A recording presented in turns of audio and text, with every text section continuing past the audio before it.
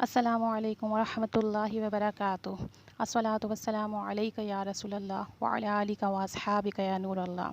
علامہ احمد سخاوی رحمۃ اللہ علیہ فرماتے ہیں کہ اگر کوئی اس آیت کو نبی کریم صلی اللہ علیہ وسلم کی قبر انور کے پاس کھڑے ہو کر پڑھے، ان اللہ و ملائکتہ یصلون علی النبی یا ایھا الذین آمنوا صلوا علیہ وسلموا تسلیما، اور اس کے بعد پڑھے صلی اللہ علیہ یا محمد، اسی طریقے سے 70 مرتبہ اس آیت کو پڑھے اور ہر آیت کے بار کہے صلی اللہ علیہ یا محمد، تو اس کی برکت سے فرشتہ پکار کر کہے گا کہ اے فلاں، تیری کوئی حاجات آج ادھوری نہ رہے گی، تیری ہر حاجات پوری ہوگی۔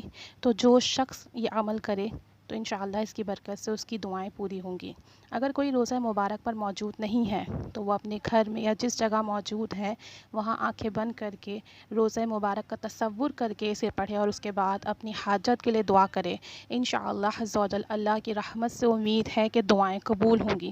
اللہ تعالیٰ سب کی دعائیں قبول و مقبول فرمائے اور سب کے لیے خیر و برکت والا معاملہ فرمائے، آمین۔